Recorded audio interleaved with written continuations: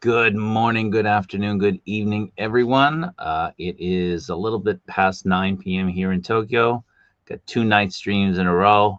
I've been busy all day. Today was my son's graduation from preschool. So we've been busy. I slept about 4 hours. I've been on the go all day. My allergies are kind of coming back because I'm tired. But I'm really excited about today's stream. We've rejuvenated the Get Off My Lawn segment. It's back after a very quick winter hibernation, back with the spring. And today we have a little bit of an early St. Patrick's Day version. We got a man on. I know a lot of you who are into toy collecting do watch and do follow a lot of the toy photographers, especially over on Instagram. And today we've got Dean O'Brien, a good old Irish lad, on today's show. He is probably better known by his moniker Serial Killer 91. So without further ado, because I feel awful, I'm really, not feeling it today. So please bear with me. I'll do my best. Let's see if I can get through the stream without mumbling and jumbling and goofing it all up. But please help me welcome Dean. Dean, thank you for being here, man.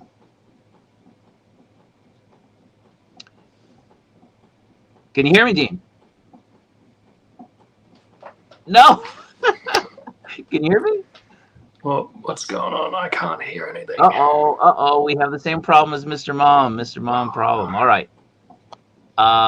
So we'll try to get that figured out. Bear with me. I can't hear you at the moment. I'm trying to work out what's going on. Dean, leave and come back in. Leave and then come back in.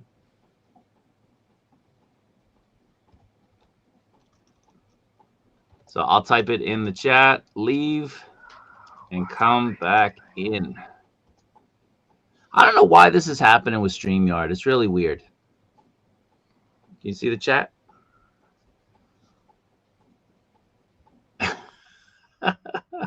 I know. I need to get a sign.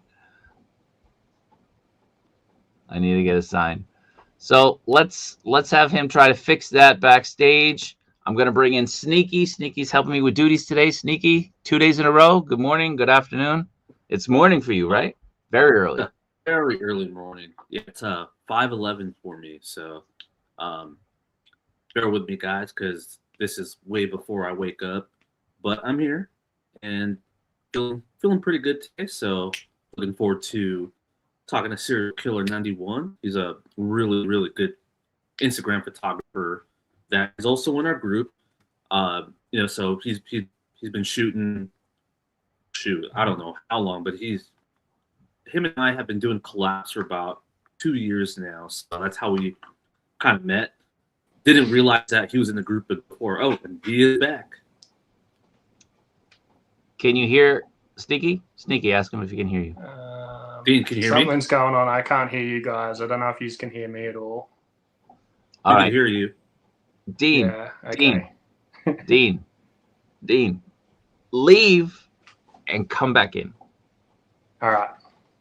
Okay. That worked. Okay. So Burgos is right. We need a sign. We need something to hold up. So yeah, 2 days in a row.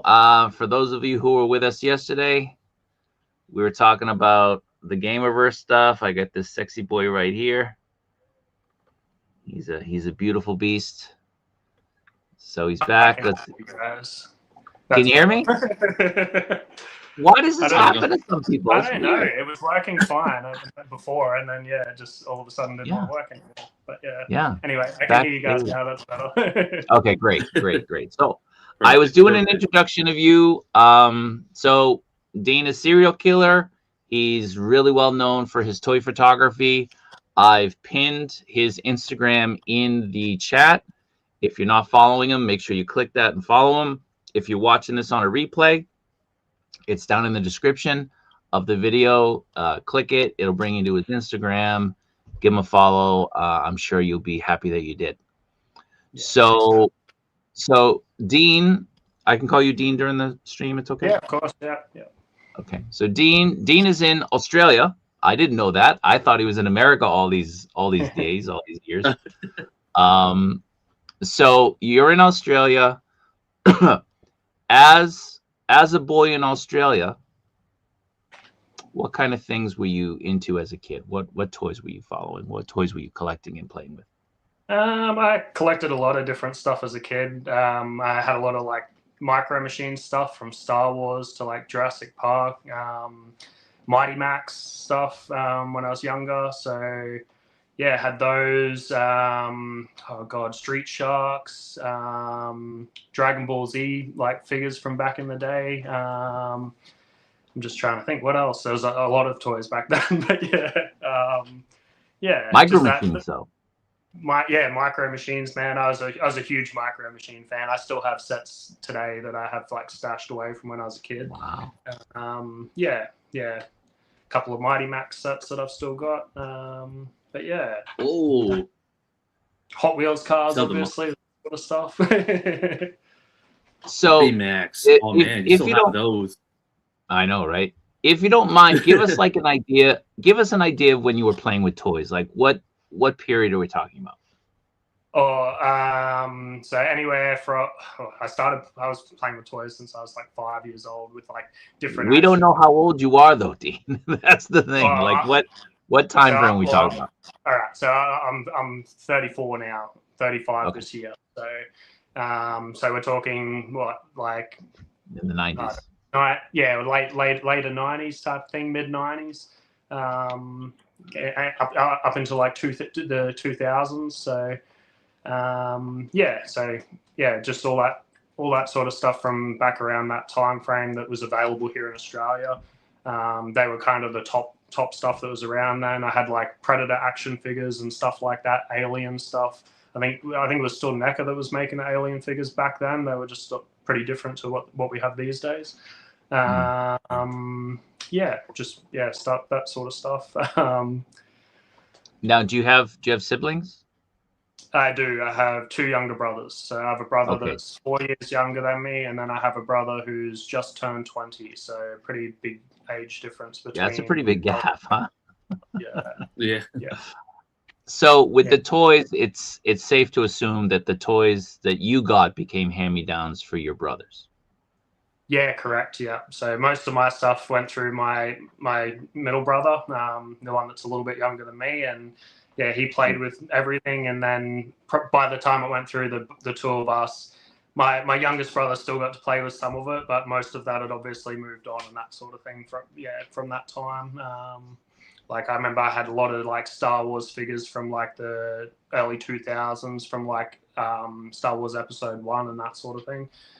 Which all got sold in garage sales and stuff, when I was a teenager, in my teenage years, when I kind of lost it.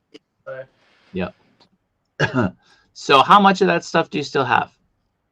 Not a lot, mainly just the Micro Machine stuff. I have a Dragon Ball Z figure of Frieza from, oh God, I can't remember what line they were. They were the little ones that used to come with the little guns and the Dragon Ball and stuff. But yeah. So I have one of those still. I have some Crazy Bones from back in like the early 2000s, the Dragon Ball Z Crazy Bones. Okay. They were pretty popular here in Australia. Now, of course, I didn't grow up in Australia. Some people in Japan, when they meet me, they think I'm Australian because of my Boston accent. I don't know. Yeah. Okay. Yep. But when I grew up, everyone around me was playing with toys. I was born in '75, so I'm an old geezer.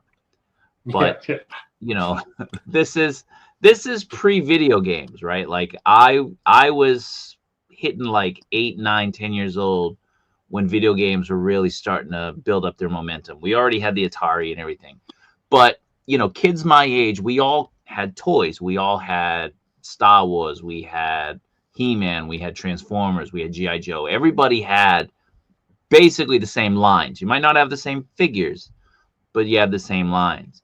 Now, with you and your buddies, your mates, your friends, was everybody playing with toys? Was there was it still a thing?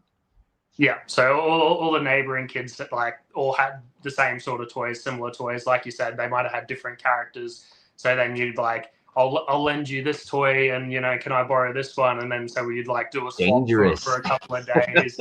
To be honest, we were all pretty good in the neighborhood. Okay. We'd like always made sure everything went back to whoever owned what. So I never had any bad experiences there.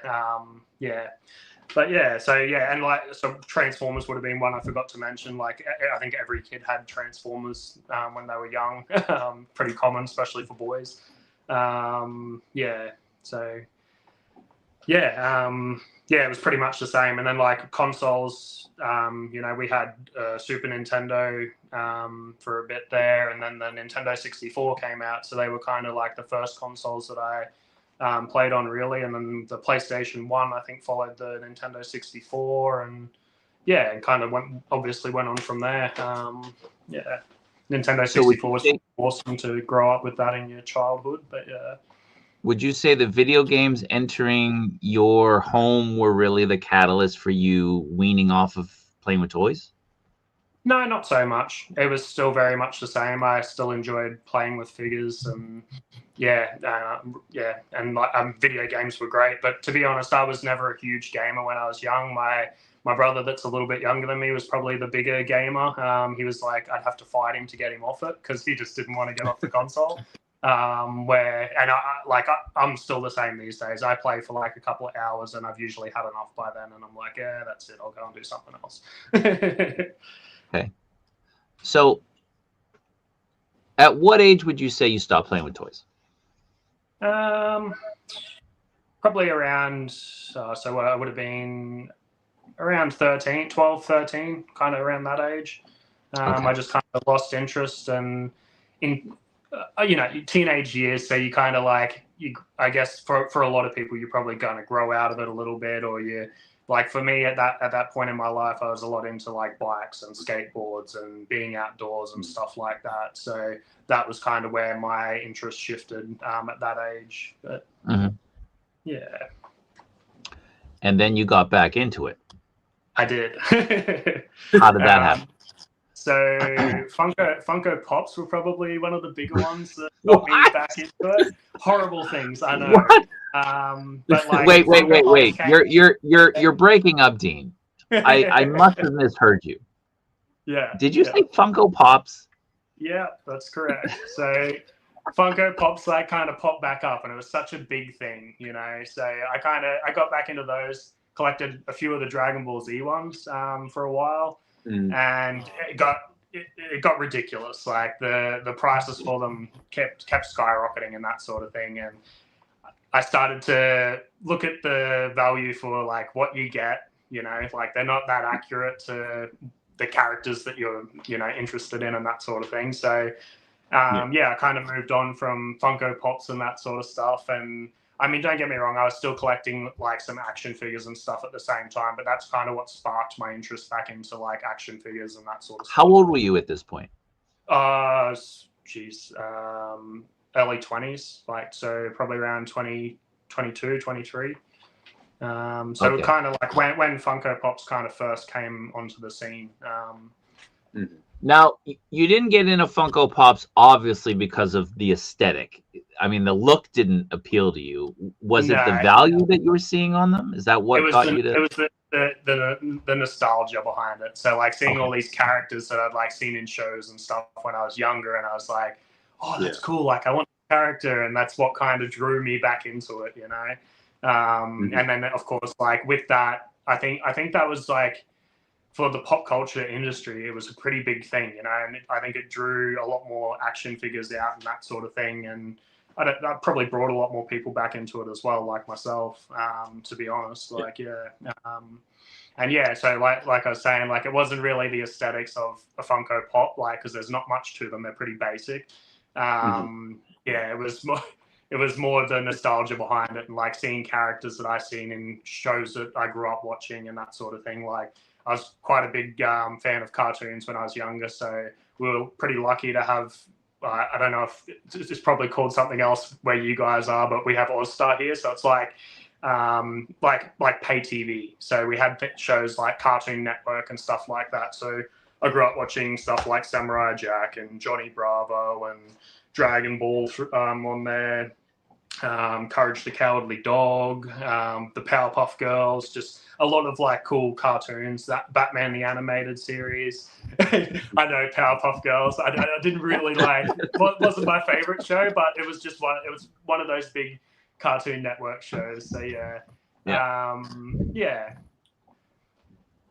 So that's kind of, and we also had like, so we had Cheese TV growing up. So when I was like around like 6 or 7, we had Cheese TV first thing in the morning every day. So like before school, I'd wake up and then watch like Dragon Ball Z and Yu-Gi-Oh and Digimon and all those sorts of shows that they used to play in the morning, which was pretty cool. But yeah. Okay. And again, not to put you on the spot. No, that's all right. but do you still have these Funko Pops? No, I don't. No. Okay. So I had a pretty big Dragon Ball collection at one point. If you actually go, I've still left the photos on my profile. So if you actually scroll right back, you can kind of see some of my Dragon Ball Z collection and stuff that I used to own. I've sold a lot of that on, but I still have a few bits that I hung on to and kept. But yeah. The Funko Pops kind of went, I sold those off to kind of fund more of my Dragon Ball Z statue stuff that I had. And then obviously I kind of moved on and transitioned from that back to like 6-inch figures and 1 and 12 figures. So. Okay. So you went from Funko Pops to statues. Yeah, correct. So we're talking about vinyl statues? So like Ichiban and Kuji figures and Figure Art Zero, the Van Presto figures, all that sort of stuff. So they were kind of the main things that I collected at that time. And you have some behind you still, yeah? I do, yeah. So I have some of.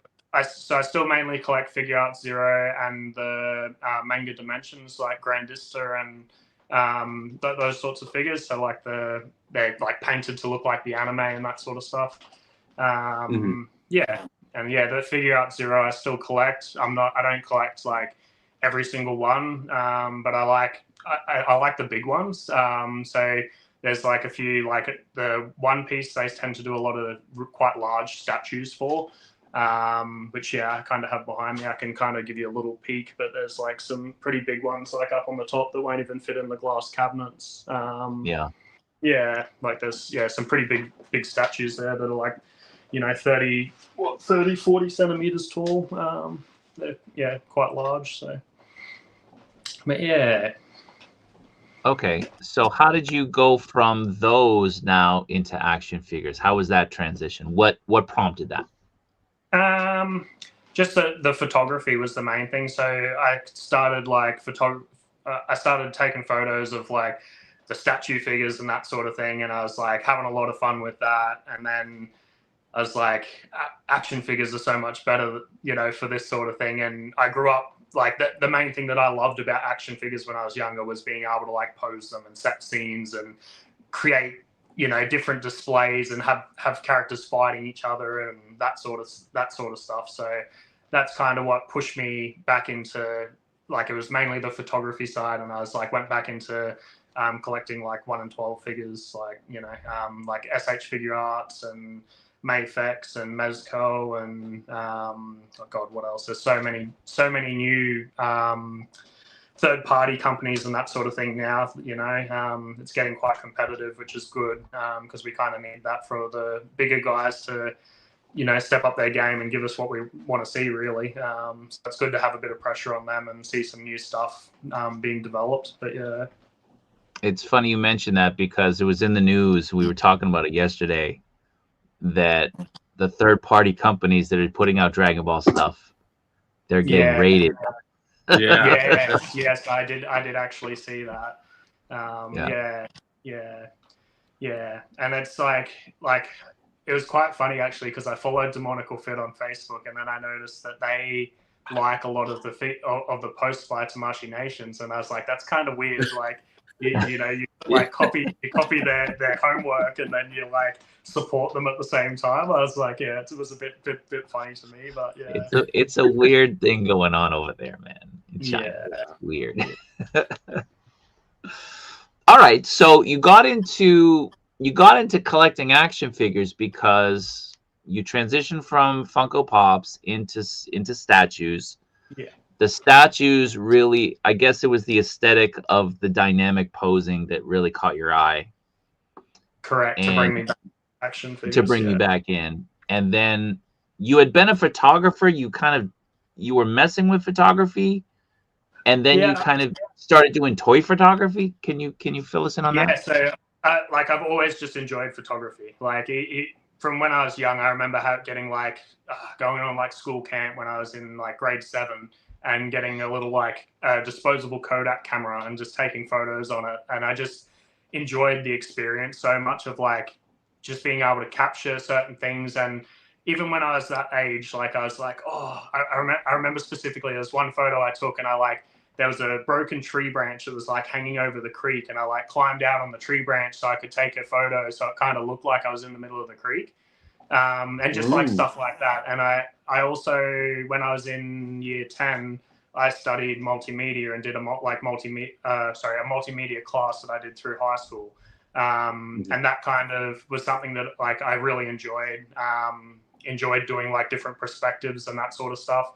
Or like learning about that. So yeah, that was kind of another thing that always kind of stuck with me. And I don't know, always enjoyed photography. It's just something that I find peaceful and very rewarding to like see the end product after you get in weird angles and positions and stuff like that, especially like shooting nature and stuff, you'll be like laying on the ground or like I said, like out on a branch in the middle of a creek or something like that. And you take a photo and seeing that after it looks pretty, and to see something that like looks amazing is pretty rewarding. That's probably I think the biggest thing. And I get the same like with my photography now. So like, sometimes I'll spend a couple of hours one afternoon just like working out posing and stuff and how I want to pair, two figures or whatever I'm shooting. And I generally work on like my posing first, and then I'll set the scene around it, and that's kind of how I go about it. But yeah, same kind of deal. It's pretty rewarding. Like when you like see, you look at your final product and you're like, oh, that's cool. It's something that I put together and made myself. So. Okay, what do you usually use for your photography? What kind of equipment? So I actually shoot off my phone, believe it or not. I don't have a decent camera. So I'm working with an iPhone 14 Pro Max. So not the latest iPhone or anything, but it does what I need it to at the end of the day. I use Snapseed to do my editing. So I don't like heavily edit. I just like to, so if I want the scene to like look dark or look lighter, it just allows me to kind of change those sorts of things. Yeah. I can change the perspective a little bit. And I've had some friends that have like helped me out and gave me tips on and like showed me through how to use it, which helped a lot. So yeah. I was really shocked when you told me you shoot on your phone. I remember asking you. You're actually one of the first figure photographers I started chatting with. We were in the same action figure maniacs group. And, we were all supporting each other, sharing each other's works. And you were one of the first guys that stood out to me. So thanks. I was like, man, this guy's really good. I'm going to ask him some questions. And I remember I was asking you stuff. And I was like, so what camera do you use? And you're like, an iPhone 14. And I was like, what?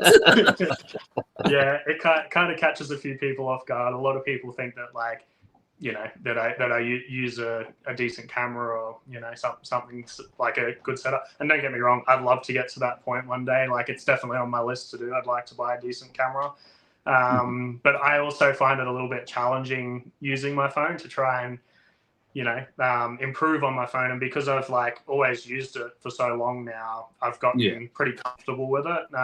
So I know like I don't know. It's like anything that you use, especially with photography. It's like probably the same with the guys that use good cameras. If they went and jumped back onto a phone and they were like, "Oh, I'll try and shoot it with this," probably they're not going to be as comfortable with a phone as they are with their camera. So, yeah. But yeah, like I said, it does what I need it to. So, for now, it gets me by. But yeah, and that just shows anybody that when it comes to photography, and this is something I've learned in the last couple of years, it's about the lighting. The lighting is like one of the most important things. You can freaking shoot with a potato phone and probably still get a good photo if you have the right amount of lighting and know how to set it up. Yeah, exactly. Yeah, lighting makes a huge difference, and that's something I learned. Again, you can scroll back on my profile, you look at my earlier stuff that I was doing, 4 or 5 years ago, and it was nothing compared to the stuff that I do now. And it's just learning from trial and error. I've been lucky to have a few friends that have shared, that tricks and tips to editing and that sort of thing. And then of course I've taken away a lot from guys that I see that have inspired me, that, I enjoy looking at their photography. So it's, it's all of that. I think we also inspire each other, which I think is really good. I always look at photos and I'm like, man, that's amazing, and just look at it, and certain things just I don't know. And I enjoy sharing too, being open and talking about what I do in a photo. That's why I do all my behind the scenes shots and that sort of thing. Just to show how I piece together a scene and what my lighting setup might be. It's also good for myself to go back and reflect on, because sometimes I might be trying to set up lighting for a shot and I'm like, man, this really isn't working out. And then I'll go back and look at the video, and I'm like, oh, okay, I'll try these angles, and it works out better for me. So, but it's just one of those things. I think it's good, a good supportive community, especially when we all get behind each other and, share our tips and tricks and that sort of thing. But yeah, definitely, 100%. So the name Serial Killer, where did this come from? So I've always been a big cereal fan. I love cereal, even when I was a little kid. So yeah, big fan of cereal. Yeah, love cereal, man. So yeah, I don't really eat it first thing in the morning anymore like I did as a kid growing up. But I still don't mind a bowl of cereal. Sometimes if I'm feeling pretty lazy and I've had a big week, I might just decide to have a bowl of cereal for dinner rather than cooking dinner. So yeah. So that's kind of where the name came from. I've always been a big fan of cereal and enjoy a good bowl of cereal. So yeah, I thought it was a pretty fitting name for myself. Okay. It works, right? Yeah. It's very pop culture-y, right? Yeah, I guess so. Yep. So when you do photography, obviously you're using different figures in different scenarios. Are there certain companies right now or in the most recent past that you feel like are better for photography more than others? I think all figures are good for photography, really. There's definitely companies that companies that I enjoy shooting the figures more. I've got a lot of figures, but I tend to go back to specific ones that I really do enjoy shooting. For myself, the Mafex Spider-Man figures, I've always enjoyed shooting those. They're quite cool. The articulation's really good. They're just an easy to pose figure. And I mean, who doesn't like Spider-Man? He has some neat poses and, positions that he gets in. So they're kind of pretty fun to try and shoot and recreate and that sort of thing. And then, Mezco, pretty cool. I just really enjoy the soft goods. Having soft goods on a figure makes it just feel that more realistic, and I don't know, kind of brings the scene to life a little bit more, I guess. And then of course, like we were talking about before, with all these third party or figures coming out and that sort of thing, they're doing a lot more soft goods and that sort of stuff as well, which, so yeah, it's kind of cool to see a little bit of competition with Mezco between a lot of these other companies that are coming out and producing figures. But yeah, so that's been good. But yeah, I mean, even Marvel Legends, like I started off with a Marvel Legends collection for, I was collecting Marvel Legends for, I don't know, probably year and a half, 2 years, and had like a pretty big collection. So, and they were always great to shoot. I just kind of found that the neck articulation for me was a big letdown, because I like being able to like tilt a head slightly to the side and stuff to get like different angles, especially when I'm photographing. So that was kind of a big thing for me that pushed me more towards companies like Mafex and SH Figure Arts and that sort of thing, was just the articulation and being able to move things like angle things like you would when you're doing, you know, if you pose in a position yourself. So yeah, and that's kind of like a way I like work out a pose. Like if I'm doing a running pose, I'll be like standing there in the room in like a running position, like I'm about to take off, you know, and then kind of copy that. Like I kind of act it out in my head to work out how I'd pose it. Otherwise, like if I'm doing stuff, so there was an old Harley Quinn and Joker shot that I did. I think it was early or late last year, or maybe even the end of the year before. But with that one, I was doing dancing positions with the two of them. So I had to like actually Google an image of like two people dancing together to recreate what I was trying to do. So I tend to always I like to have a reference, but then sometimes I just do random poses off the top of my head, and I'll just be like, oh, I'll do a cool punch and have someone throw on a big haymaker or something, and then put a figure in underneath him and have his arms flailed like he's being punched back. So. This actually leads into my next question. The inspiration for your shots, do they come from the figure mostly, or do they come from just something you want to do and then you have to find the right figures to work it? A lot of the time it's just like an idea I get in my head. So I don't know. I just like, sometimes I'll be sitting there and I just have a light bulb pop up and I'm like, oh, this would be cool. And I'll like pair these two guys together.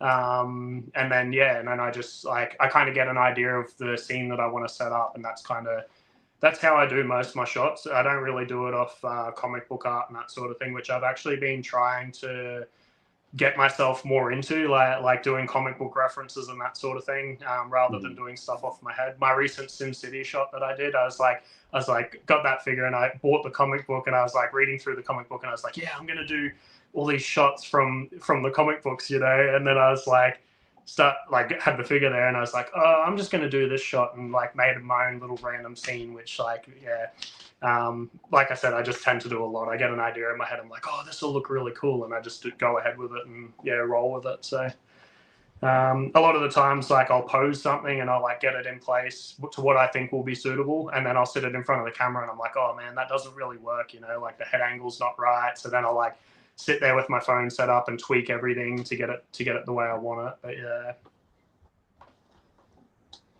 Boz. What's up, Boz? He's also a fellow photographer in a lot of the groups that we're in. Yeah. So how long would you say it takes you from the idea popping in your head to actually having a decent enough shot that you're happy with it? How long is that process? Sometimes I actually write the idea down in my notes in my phone so I don't forget it and then come back to it. Because to be honest, this year has been a bit of a up and down one for me, and I haven't actually had a lot of time to do a lot of photography. I've been a little bit slow this year, so a lot of guys are like, oh, we've missed you, where have you been? And I'm like, I'm still here, I just haven't had the time to do as much photography as I'd like to. So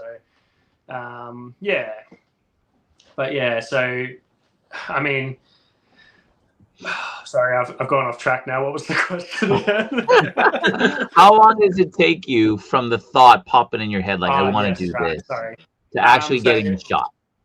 Look, sometimes if it's something that I really want to do, like, it's pretty quick.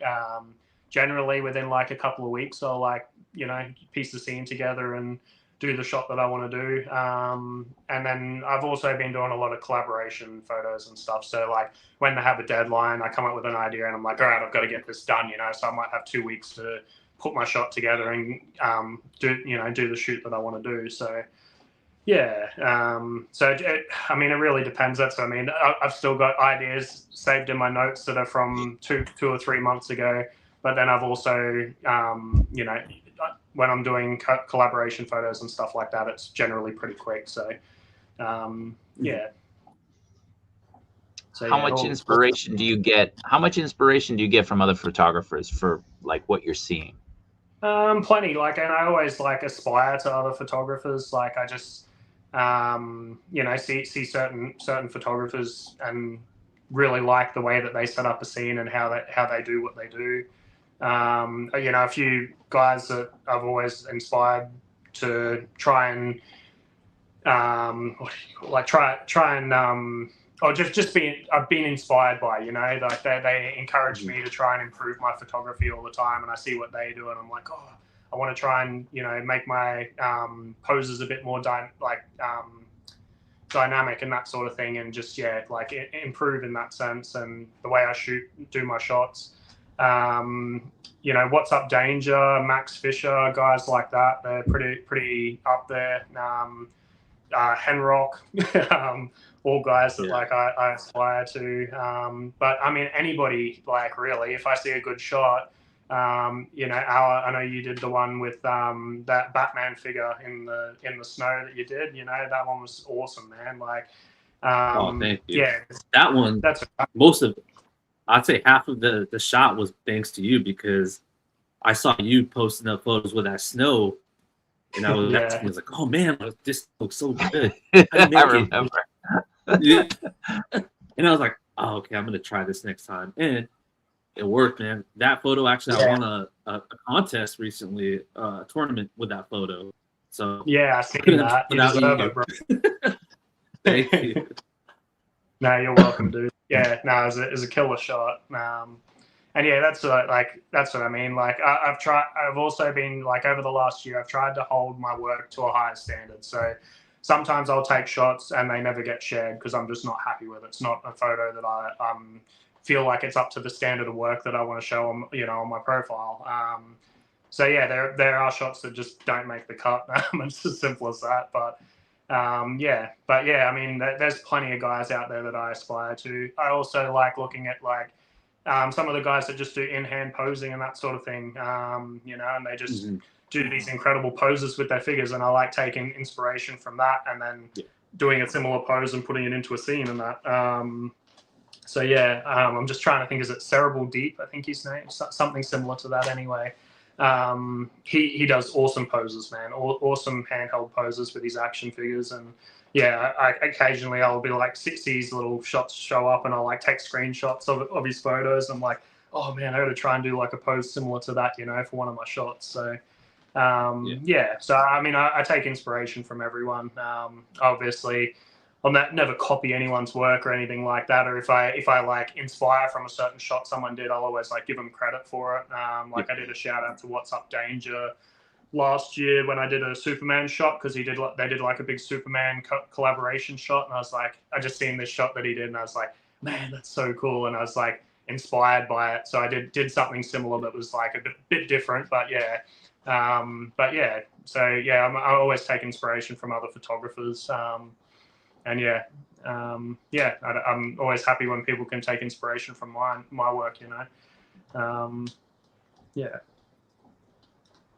So we're going to look right here at one of your reels. Can you walk us through this? Yeah. So sorry, I got to get close up here so I can actually see. Oh yeah. So at the time I'd done a few of these shots where I like have them hanging by wires. And yeah, I was just really enjoying it, having them like diving down and that sort of thing. And I was like trying to work out how I could pose them together. And I was like, oh, I'll just do them like, it was kind of similar to the second movie, like the Into the Spider-Verse movie, Across the Spider-Verse. So that was kind of like the inspiration behind that shot. The Spider-Man 2099 figure had just come out, and I'd just gotten the miles, and I was like, oh, this seems like, the perfect time to do a shot of the two of them together. So, yeah. And you made the backdrop for this? Yeah, I did. So that was so that's my alleyway diorama that I made myself. Yeah, I've used that in a lot of my shots. It's probably the most common one I've used. It's probably the biggest one that I have.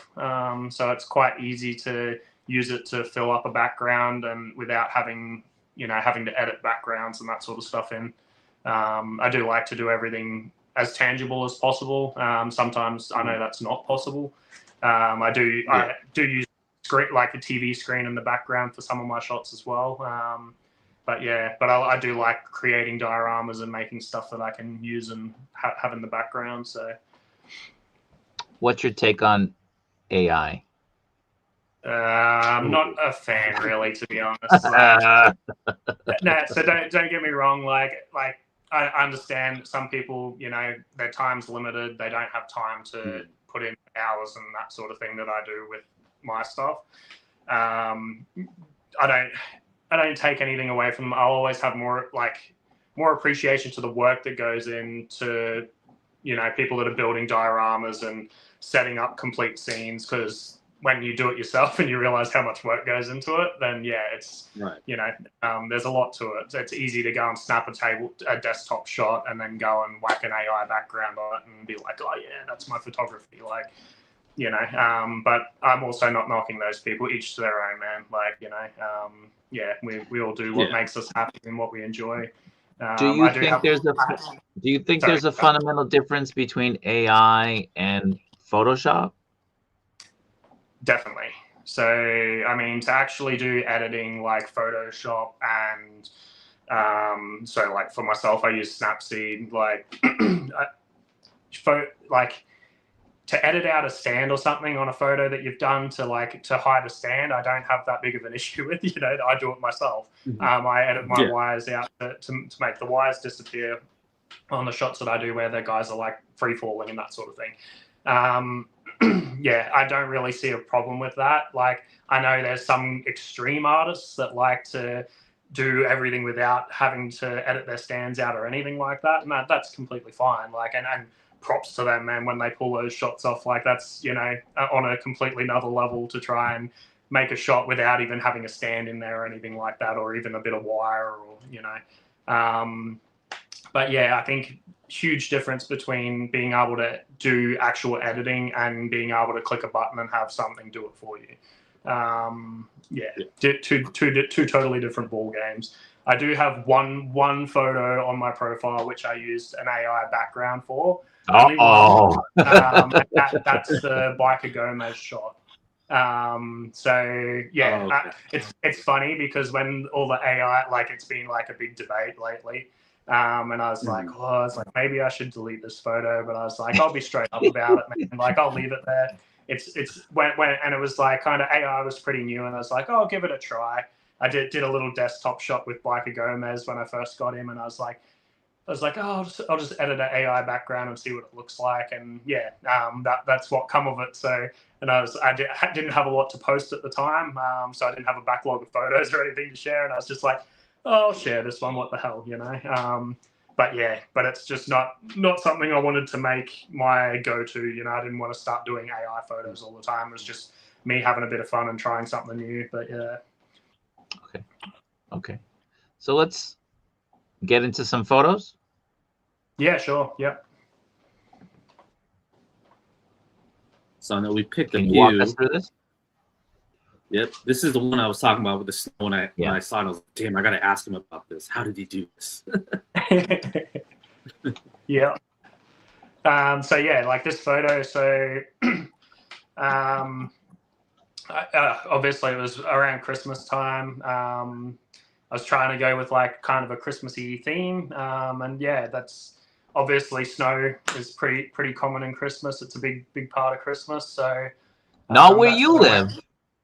Not where I live, no. To be honest, for me, unfortunately, where I live, I've never actually seen snow, to be completely honest. So Ever? never, man. No. So the state that I live in, it doesn't snow at all.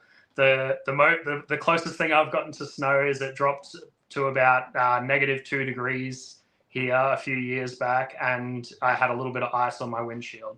That's the closest I've gotten. So yeah. In your life? Obviously, one day I'll get to visit the snow somewhere, but yeah, it Wow. doesn't happen. Crazy. But so that was another thing that was quite challenging. Like that, for me to create that snowy scene is like simply off the top of my head. You know, it's not like I've experienced snow myself. So yeah, I just like go off what you see in movies, TV shows, etc. Yeah, just kind of go from that sort of vibe. But yeah, so I use sodium bicarb to create the snow. That's my trick. It's so it's just something that I had available to me and tried it once, and I was going to use flour, and I was like, I think this would be better because flour obviously is really dusty, so it's going to adhere to like any soft goods or anything like that. And if you wet it, it's going to get even messier. So I use sodium bicarb, and it's pretty easy to clean up. Like generally what I'll do is I'll use it. I kind of use a brush to kind of like try and clean up the area as much as I can and get it back into like a container that I keep it in. And then and then I just take it outside with like a dustpan brush and just dust everything off. And then with the figures, some of it does kind of stick to the soft goods a little bit, but it's like definitely not as bad as flour would be. So I tend to just use like a wet cloth, like a Chuck's cloth, the little blue and white ones, and I just tear that off and wet it, and then I kind of just wipe them down with that, and that gets any leftover sodium bicarb off the figures. But yeah. So my question for the shot, how long did this take you to do, edit? And I'm sure it's like anyone. I'm sure you did a bunch of shots while doing this until you found the perfect one. But how long was the whole process? Yeah, so generally I'll take a good 20, 30 shots, something like that. And then I kind of just go back through until I find the one that I like the most, and I just feel like it works better than the others. I like to try, like I'll jump between different angles and that sort of thing and work with the angles that I like the best, obviously. And then, I just kind of, move around up and down and that sort of thing until I find what works for me. I tend to like shooting from lower angles. It's just my preference. But I've been trying to get myself out of that habit and trying to try different angles and different points of view and that sort of thing. I don't think it was this one, but there's another one that I did a couple shots after, and I think I threw a photo in which shows like an above view of the scene, because I was like, I actually put so much effort into the scene, but it doesn't show much of it, to be honest. So I was like, for once, I'll do a bird's eye view and actually show like how much went into it, because there was like footsteps that I put in the snow that you couldn't really see in the shot, and that sort of stuff. So but yeah, I mean, this shot, man, I probably spent I don't know, 3 hours or something setting up the scene and getting everything the way I wanted it to be. And then, my editing's usually pretty quick. I usually only spend 20 minutes, half hour, something like that. And then that gives you the product. I mean, this one was pretty simple. Like the posing's not anything extreme. It's not like not like having guys throwing punches, like the ones where I have to like string them together with wire and stuff like that. I spend a lot more time on, because I have to like find the points where I can hook them together and that sort of stuff, and try and piece them together without scratching paint off and that sort of thing. So they're a lot more challenging and take a lot more time, where this one, having a guy just walking down the footpath, I mean, it was pretty simple. I just had an idea in my head of how I wanted him to look. So I think it's hard to see there, but I'm pretty sure I just like had the trench coat in his hand, and then I just kind of had it so it was like waving in the background, and that was pretty much it. Wanted to make him look like he was walking, obviously, and make it look as realistic as possible. That was pretty much it. I mean, and then obviously there's like the hours that I've previously spent on building like all the props and the diorama and all the rest of it, you know. So there's obviously that behind it as well. But yeah. So now, after all that time you spent on this shot, yeah, how fast did you clean up after? Because man, when I did that Batman shot, I didn't want to. I didn't clean it up for like 2 or 3 days. I was like, I'm just gonna leave it here. Oh, this was yeah, it's not as I'll come bad back as later me. to clean it. Sometimes sometimes it takes me about 5 days. Still, like to be honest, I've had times there. Actually, no, I won't even admit that. But all right, no, I will. Okay, so my Spider-Man and Lizard shot that I posted at the start of the year is still set up on that diorama at the moment.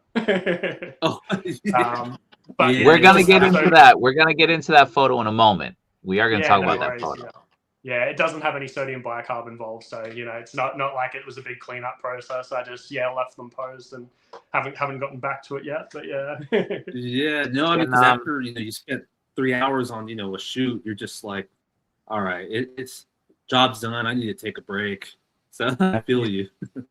Yeah, and it is very time consuming. Like sometimes for me, like I'm working a 9 to 5, so I'm out driving around every day working, and then I'll come back, and then I get into I might relax for an hour, and then I get into doing a shot and that sort of thing. And sometimes I'm doing this until 10 o'clock when I go to bed. Like and that's just what some of my days are like, and how my afternoons go, which I've been trying not to do that, because I just found I was like overworking myself, and as much as I enjoyed doing the photography, I was like, you also need that break, after you've been at work all day and that sort of thing. So I've been trying more to just like get on a roll, and I'll do a few different shots on a weekend or something like that, rather than spending all that time after work and that sort of thing. But I mean, even still, like sometimes I'll just come home and I have an idea, and that's just what I want to do. So, but yeah. We have a question, if you can answer it. This is from Jesus32. How big of a storage area do you have for all of the accessories that you use? And do you just have a separate room that you use as a studio? So I have a room that I use. So it's a spare room that I've used for keeping all my action figures, accessories, all that sort of stuff. I'm actually filming in the room next door to that because it's a bit of a pigsty at the moment. But because I bought a 3D printer at Christmas so that I could obviously print more props and stuff for what I'm using. So that's kind of taken over half the room. Like I've got big boxes full of filament and stuff now, and storage boxes and stuff everywhere. So but I mean, generally, like all my props and that sort of thing, I could fit them all into like a storage box, really. But I mean, it's hard to say what do I consider props. I've got cars and motorbikes, and I've also got like the smaller stuff like the letter boxes and street signs and crates. There's like fire hydrants, like the list goes on. I honestly forget sometimes how much stuff I have, and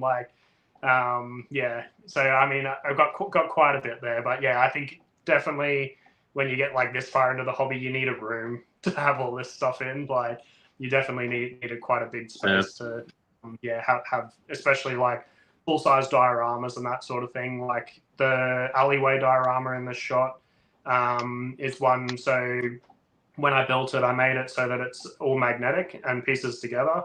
So it actually all collapses and can be like folded down and basically flat packed. Just for the storage obviously, and room. So but I mean, you need a decent space, I think. Yeah. All right. Sure. We have another question. Yeah. From Reese. I hope I'm pronouncing it correctly. Reese7. What's your favorite character to shoot? My favorite characters. It's hard to say. I enjoy shooting Spider-Man. I do a lot of Spider-Man shots over obviously a variety of different Spider-Man. but I also really enjoy Vapor. Just a really cool figure with a few different expressions.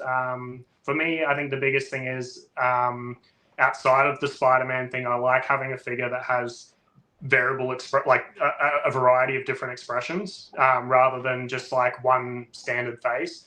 I really enjoy Mythic Legions, but I feel like it's one thing that they really need to step up their game with is like they do a lot of figures where they just have one standard blank face, like rather than having, you know, a yelling face or yeah. I mean, like I think all their figures could use a yelling face would just be amazing.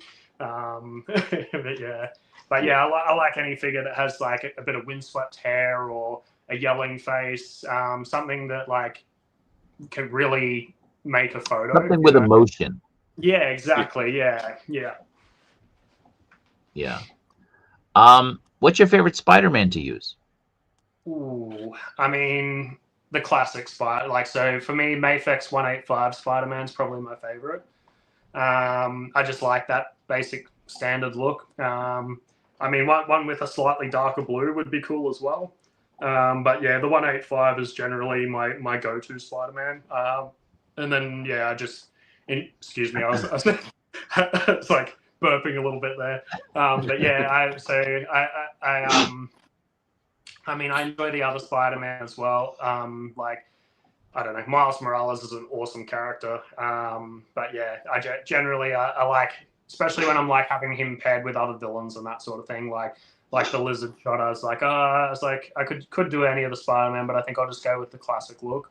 So yeah, that's probably my preference. But yeah. Yes. Okay. Yeah, this photo, I know this one. This photo of the week too for Toytography recently, right? Yeah. Yeah.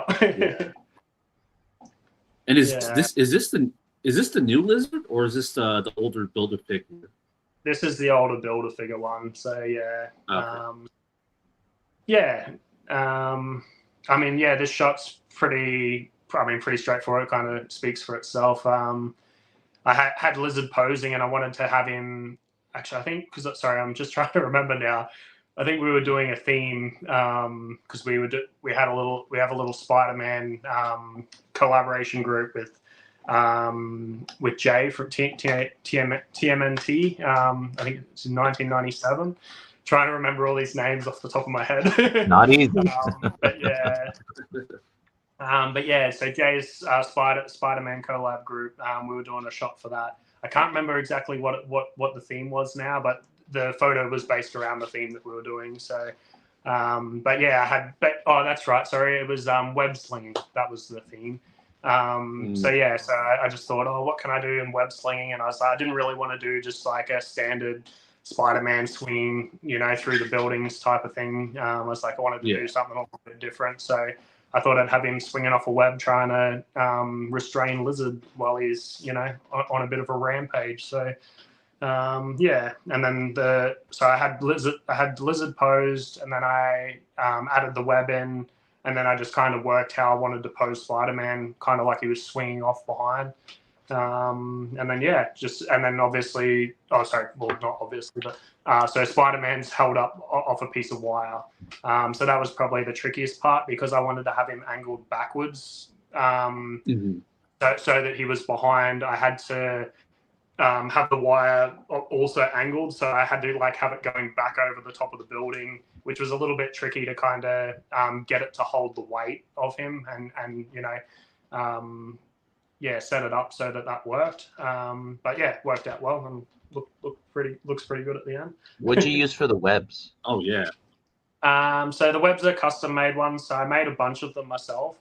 Here in Australia, we have Bunnings, and there's a white wire that you can get.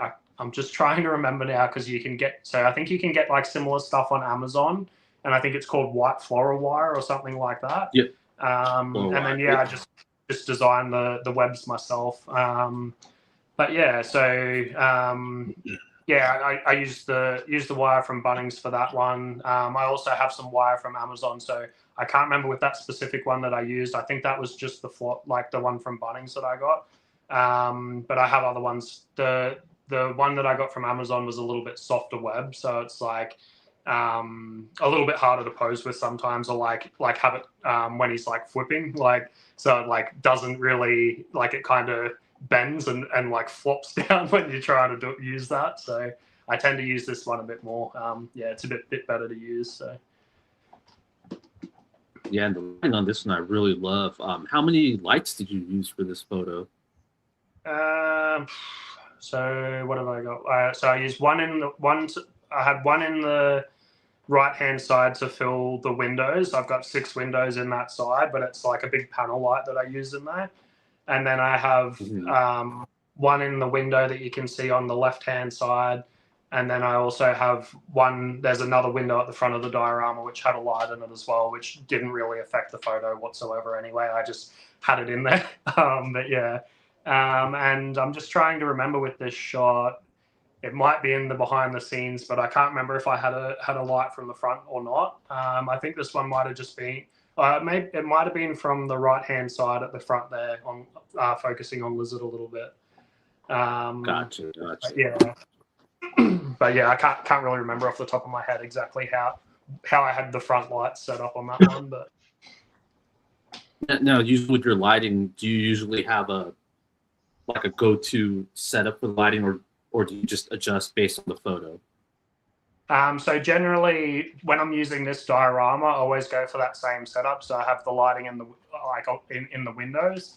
Unless I'm doing like daytime, which I don't really tend to do with this diorama. I generally I'll go for like nighttime themes with the diorama to highlight the windows, and I don't know, works better with the photos, I think, for myself. But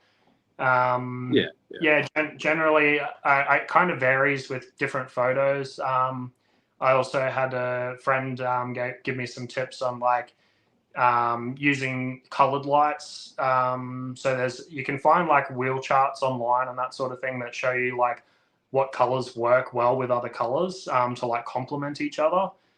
So I have been using those in some of my photos. I didn't use that technique in this specific photo, but I do. There's one of Ben Riley that I did, which I used like a green light, I think it was, to reflect off the red and the blue, which worked out really well. But yeah, so yeah, I mean that was a really helpful tip. I've used that in quite a few of my photos, and you don't really notice the coloring that much when it like complements the other colors of the figures. But yeah.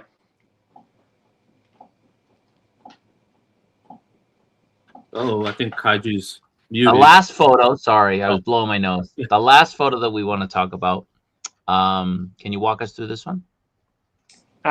So I think this was one of the first hanging ones that I did, with the figures suspended on wire again. So the background on this one I edited, or sorry, not the background, but the sky, like above the building, and edited the moon in, and then the rubble and pieces falling behind him were all hung on wire and like sat on top of the building. And the effect piece is from Can of Beams. They make some awesome effects, so shout out to Can of Beams. They do an awesome job. I did a similar photo to this. It was quite a while back with Sandman and Spider-Man. And so that was kind of where I had the punch idea come from. I kind of used that same sort of pose again, to have him like throw on a nice big haymaker and landing a big hit on Rhino. But yeah, and then Rhino's pretty big, so there wasn't really a lot of posing to do with him. I mean, other than just kind of making his arms like fold forward a little bit and posing his legs a bit to work. But yeah, so that was pretty much it for that one, really. Editing the night sky and then the moon was pretty simple. I kind of knew what I wanted to do with it. I edited it because if I had tried to use like a TV or something in the background, I don't have like a tablet that size that I could like sit up on top of the diorama without like, to use, or a monitor. So, and my TV is like a 70-inch TV, so I can't really sit that on top of my diorama because it just wouldn't work. So yeah, no, Yeah, that one was. Yeah, you're right. Yeah, this one was one of my favorite ones. Like, I think this is like one of the first photos I remember seeing of yours. This one might be the one that I asked you about. Like, how'd you do this photo? Because I hadn't seen it behind. I've seen the behind the scenes reel now, but at the time I was like so amazed. I was like, whoa, how did you do this? To be honest, I get a bit lazy sometimes, or not lazy, but like sometimes I'll do a photo, and because I spend so much time doing it, and then I'm like, I've done it a few times where I'm like, I have every intention of doing a behind the scenes photo, and then I do the photo shoot and everything, and then I'm like, I pack it all up, and then I'm like, crap, I didn't take the video, like. Oh. So there is a few photos there where like there is no behind the scenes video, but I do try and always do a video with each photo. But yeah, sometimes I get a bit forgetful after spending. We all do. And setting up scenes. And stuff, but, yeah. So do you have a favorite that you've done recently? A favorite image that you've put out? I mean, the one that we were looking at before, the Christmassy type one with Prune Face from Mezco, that was probably one of my favorites. This is an all-time great photo. This is awesome. I felt like the scene just pieced together really nicely, and I liked. I was happy with how like had the lumps of snow and like different levels, and it all just kind of looks quite natural. Obviously, like I edited the snow in. I didn't like. I have done shots before where I've like done rainy shots. So like there is a Spider-Man shot that I did, and I used a hairspray bottle to create the rain mist rather than like editing in and doing that sort of stuff. And I thought about using the snow using the sodium bicarb to create fake snow for this specific shot, but I just ended up doing an edit on it instead, which I was happy with. I mean, it looks great for me. But yeah, no, that shot was probably one of my favorite ones that I've done recently. The Spider-Man shot, I was happy with that one. The Spider-Man and Lizard, I mean, for the start of the year, it was a good shot to kick off. I'm just trying to think. What was the recent ones that I did of the Mess Toys? I did one of Scarlet Spider and one of Symbiote Spider-Man, or Kane Parker Scarlet Spider. Those two I was quite happy with. I was again, they were snowy scenes, and I decided to try something different and make it look like they had like smoke coming from their mouths, like you do when you're in cold places, I used that on those, which was something that I hadn't really thought of previously. Like I didn't think of it with this shot. So just little things like that. I like trying to like push myself and try and make it even more realistic than the last time, I think, or like, just brainstorming on it. How can I improve from, the shot I did before, more or less. I mean, those shots to me, like they're nothing super crazy or anything like that. They don't have super crazy posing, but it's just like little things like that where I improve each time. I'm always happy with that. So we do have a question. Do you ever print out physical images to hang up on your wall just to kind of look at it when you go about your day? It's something that I've been wanting to do, actually, like go through and print a few of my favorites out and put them on the wall or something like that. I've had a few people actually reach out to me and ask me if I do prints and that sort of thing. So I mean, it's definitely something that I should probably not be so lazy about, and do it for people if they're interested. It's just, I mean, not something that was never ever in my intentions. I just enjoyed shooting figures, and that was pretty much it. I enjoyed sharing my photography with people. But yeah, I mean, definitely, I would like to do some prints of my favorite shots and have some on the walls in my house or something like that. But yeah, and it'd be nice to be able to, do some prints for people that are interested in having some. But yeah. Yeah, these are great shots. Yeah. Awesome. Thanks, man. Awesome. Yeah, that your snow trick just really adds to the photos. Yeah, it just gives a bit more like, I don't know, atmosphere, like Yeah, or yeah. just a bit more to the scene, you know, rather than keeping them plain. Yeah, no, it definitely like ties it in nicely. Yeah, and Yeah, yeah, good, as great. you see in the background there, so that's the cathedral diorama. It's just a wall that I made at the moment. I had every intention of making it into like a big box cathedral diorama, but it's been so useful as it is, just as a single wall. So I've just been simply using it like that. So yeah, If it ain't broke, don't fix it. yeah, exactly, Right, man. right. Do you use other type of to help with the shot? I'm sorry, let me having a brain fart, but do you use That's any all other type of effects like fog machines or anything like that? I do. So I have a Ulanzi fog machine that I use. Oh, Um, nice. so yeah, it's pretty handy. I bought it probably early last year.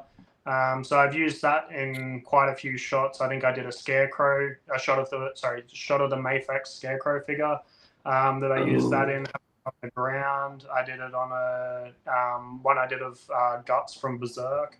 I had the mist creeping across the ground and that sort of thing. And I do use it in some of my photos when I want to I kind of use it like, I'm just trying to think. I know I'm having a brain fart. The aerosol cans, like they do have those atmosphere sprays. I kind of use it like that sometimes in some of my shots, just to like add a little bit more depth and more scene to it. So there's a Daredevil and Kingpin shot I did a while back, which I used it in that. It's just very subtle, so you can't even really tell that I used it, but it's just enough to make a bit of a difference in it. Like It's a right great here, shot. right? Yeah, correct. So yeah, this shot I used the mist in that. I did also edit some smoke over the top, some green smoke like it was coming out of Scarecrow's hands. But yeah, there's also smoke in the scene as well. Oh, I see. Yeah, this is awesome.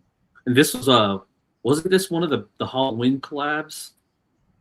I believe it was. Yeah. Yeah. Sorry, sometimes I've done so many collabs now. I'm like I forget now which ones I've done in collabs. And like sometimes, like for this one, I had that's right. I had this shot, and I had a Constantine shot with skulls and stuff, and I had two different collaborations to do. So I was like, had to pick one for each group, you know. And I was like, honestly couldn't tell you which one I did on what group now. But yeah. I think I did this one on the little Australian collaboration group with Johnny Pluman, but sorry, I hope I pronounced your last name right, bro. But yeah, and I think I used the Constantine shot with the AFM collab, but yeah. Let's see. Sorry, we're just grabbing one more photo real quick. All good. Let's see. One moment, guys. But yeah, I love this scarecrow photo. The smoke, the way you made it look like the scarecrow toxin gas with the green lighting, just really adds to the atmosphere and the vibe for this scarecrow. Really. Yeah, thanks, man. I felt like definitely had to have some green in there, and it definitely complements the scarecrow well. The only thing that kind of bugged me about that shot was that it fights a little bit with the light blues on Nightwing, so he probably wasn't the ideal character to use in that scene. But I mean, it turned out good enough. Like I was still happy. It's just something that bugged me a little bit. I was like, yeah, okay, they just kind of conflict each other there, those two colors. But yeah, it's funny because it's like you as a photographer, you see after you take the shot, like, oh man, I could have done this better. But for everyone else that's looking at it, like, this looks perfect. Yeah. So we're our own hardest critics. for genre. So we saw like winter, it might be Christmas. We see this, it might be horror or Halloween. You've got the Fighting Spidey. Is there a genre that you get more excited about doing? Not really. I enjoy just just trying different scenes and that sort of thing. I really like when I can I guess I like that sort of stuff. So like having winter and being able to have the snow in the scenes, it just it makes the scene so much more than having plain daylight. Plain daylight shots are fine. I enjoy those as well, but being able to just challenge yourself to do I'm going to do a winter shot, and then to try and piece that all together and make it look right. Same with setting a nice horror-y type scene, or graveyard type scene. I don't know. I find those challenging and fun to create. I mean, it's pretty fun using the fog machine sometimes, because I spend a lot of time trying to get those shots sometimes, because you put the fog on there, and then sometimes it starts moving around. You only got to wave your hand the tiniest bit, and then your fog's moving around, So I'll with those, man, I end up doing it so many times. We were talking about earlier about how many shots you take. I probably take 50 or 60 shots when I try and do shots with fog, just because I'm trying to get it to sit the way I want it to sit, and they're quite challenging.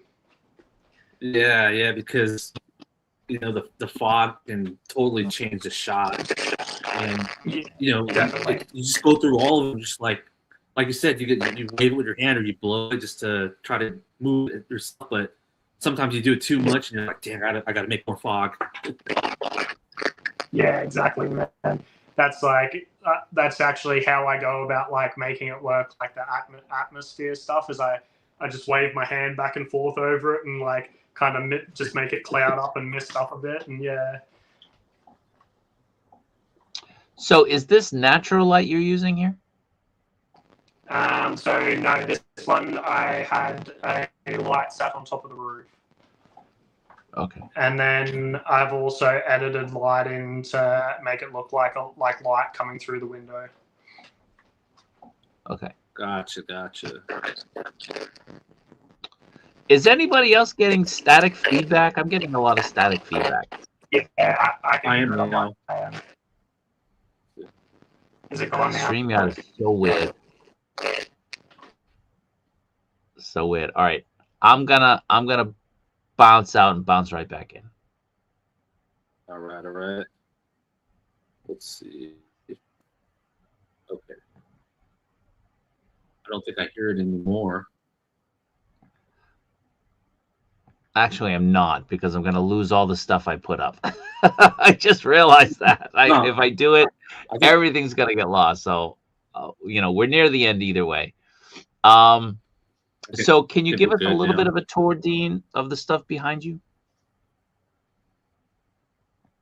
Oh, did we lose him? He's frozen. Oh, did we lose Dean? Oh, man. Yeah, he's frozen. Dean is frozen. But yeah, this. All right. Oh, he's gone. Oh. He's gone. Maybe he'll come back. This is a great photo, though. This is absolutely awesome. Again, this was that Batman shot I did with the Chaos Toys. This is the photo that inspired me to do that shot. Totally different figures, but just seeing this whole winter atmosphere. And again, how he makes the snow. For those of us in the U.S., that's so. Yeah, this is awesome. You're kind of freezing up too, Sneaky. Am I? Oh no. Yeah, every now and then. Are you on your potato Wi-Fi? I'm on my potato Wi-Fi. Yeah, I am. But I'm like Dean right now. The collection room is a nightmare. That's why I've been streaming in here mostly now. What, you just got stuff everywhere? Yeah, it's just like I said, man. Once you do these shots, you just don't want to clean up for days. Oh, he's back. Sorry, guys, I'm back. Yay! All Static good. though. Static. My phone just like stopped working for some reason. So, can you still hear static, or is it all good now? It's a bit Oh, it's staticky, good. yeah. Okay. It's better. It's better, but Way better. Yeah, it's way better. So Dean, I was asking you before you froze and you left. Can you give us a little bit of a tour of what's behind you for your figures? Yeah. So like in the background here, I've just got my statue figures and stuff. So I'll just take my phone off so I can show you guys and let you have a look. But so yeah, so just like Manga Dimensions figures. Sorry, I should probably try and turn the camera around so I can see what you guys are seeing. But yeah, Figure Art Zero, more Manga Dimensions figures. Yeah, just a lot of Figure Arts and Manga Dimensions and some Ichiban Kuji stuff like old Dragon Ball figures and that. Nice. Some One Piece stuff. Yeah, One Piece Manga Dimensions, more Figure Art Zero. Kaido and Luffy, Whitebeard and Ace, and yeah.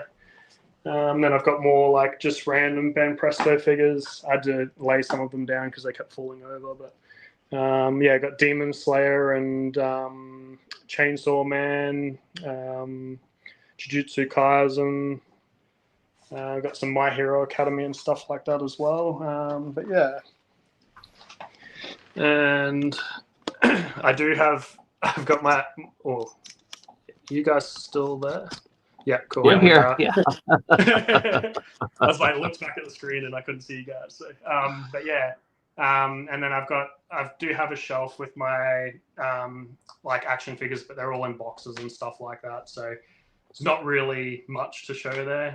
So I used to keep everything like out and displayed, but I just found like it gets dusty and that sort of thing, and then when I go to use it and go to do a photo shoot with it, then I've got to mess around and clean everything and stuff before I can use it. So I just found it easier to keep them in the boxes rather than keeping them displayed on the shelves.